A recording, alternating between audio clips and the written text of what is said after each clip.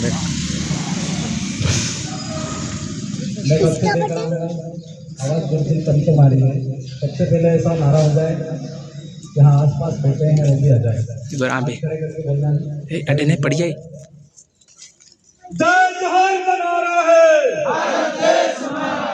एक वीर एक समान, हम हमारा हक मांगते, हम हमारा हक मांगते। जो जमीन सरकारी है, जो जमीन सरकारी है, आवाज दो। आज अलग प्रदेश की मांग को लेकर के यहाँ पधारे हुए कांगड़तला ब्लॉक के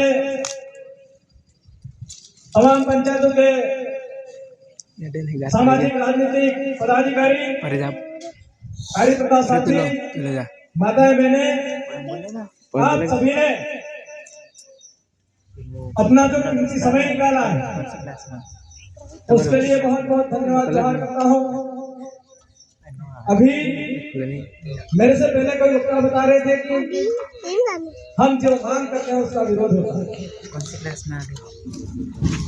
साथियों, जब हम लोग अच्छाई की ओर बढ़ते हैं तो विरोध होना जायज है। हमारे इस आदिवासी इलाके के अंदर जय जोहार का नारा जब बोल रहे थे तभी लक्ष्मण जी बता रहे थे कि हमारे ही हमारा विरोध कर रहे थे। क्या ये बात सच है? जय जोहार का जो विरोध करने वाले लोग थे, हम तो शाम को बोलते हैं लेकिन वो सुबह का सबसे पहले बोलते हैं। क्या ये सच है? जय जोहार को झारखंड का शब्द बताते थे, आज पूरा भारत जोहार में बना हुआ है। क्या ये बात सच है?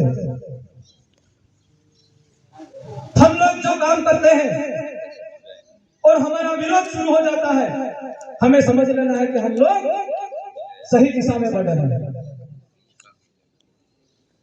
अभी भारत देश के अंदर सरकार यूसीसी कानून को लेकर के माहौल गर्म कर रही है। यहां पर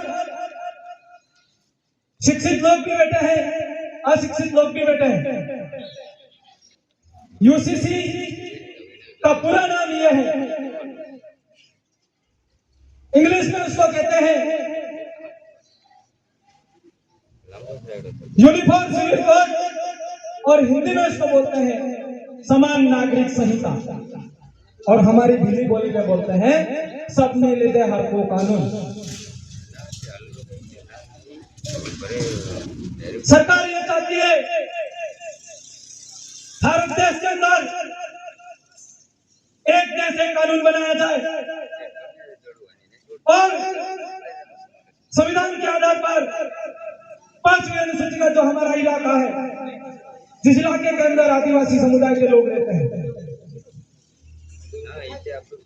5वीं अनुसूची के अंदर आर्टिकल 244 और आर्टिकल 13(3) का जो बना हुआ है, उसके आधार पर हमारा 5वीं अनुसूची का जो इलाका है, उस इलाके के अंदर ग्राम सभा का प्रावधान है।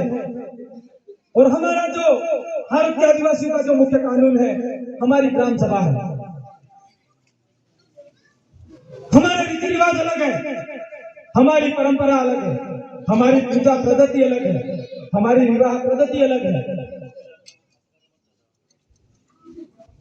और हमारे जो उत्तराधिकार का जो बंटवारा होता है, बाप मर जाता है और जमीन बेटों के अंदर बांटी जाती है, वो बांटने का तरीका हमारा अलग है।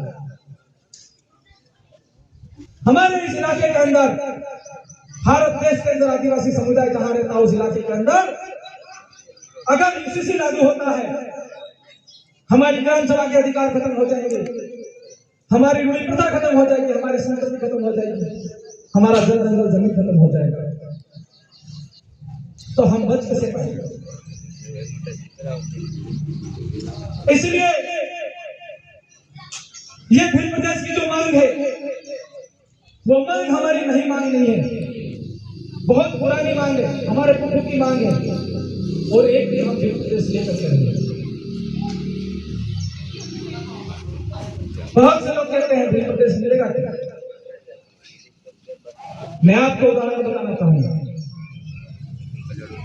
झारखंड नया राज्य बना कि नहीं बना? झारखंड वहां की संस्कृति और वहां के स्थानीय विकास और मांगों को लेकर के राज्य बन सकता है। मराठी भाषा के आधार पर अगर महाराष्ट्र बन सकता है, पंजाबी के आधार पर पंजाब बन सकता है, गुजराती के आधार पर अगर गुजरात बन सकता है, भील बोली के आधार पर भील प्रदेश बनना चाहिए कि नहीं बनना चाहिए? हाथ खड़े करके बताओ, बनना चाहिए कि बनना चाहिए? बनना चाहिए कि नहीं बनना चाहिए? नए राज्य का गठन नहीं हो सकता है क्या? अगर सरकार भारत के संविधान को मानती है, अगर सरकार भारत के संविधान को मानती है, भारत के संविधान के अंदर अनुच्छेद 3 के तहत संसद द्वारा कानून बना करके एक अलग राज्य बनाया जा सकता है। अगर हमारा भील प्रदेश नहीं बनता है, खुलेआम हम लोग कहेंगे सरकार संविधान विरोधी है। क्या ये कहना जायज होगा? संविधान के अंदर जो प्रावधान है उसके आधार पर, हमारी भील बोली के आधार पर, हमारे रहन सहन के आधार पर, हमारी संस्कृति के आधार पर, हमारे विवाह पद्धति, पूजा पद्धति के आधार पर हमें हमारा भील प्रदेश चाहिए। यहाँ तख्ती में लिखा हुआ, हर गांव भले से उठी आवाज, हमें हमारा भील प्रदेश चाहिए। साथियों, भील प्रदेश अगर बनता है,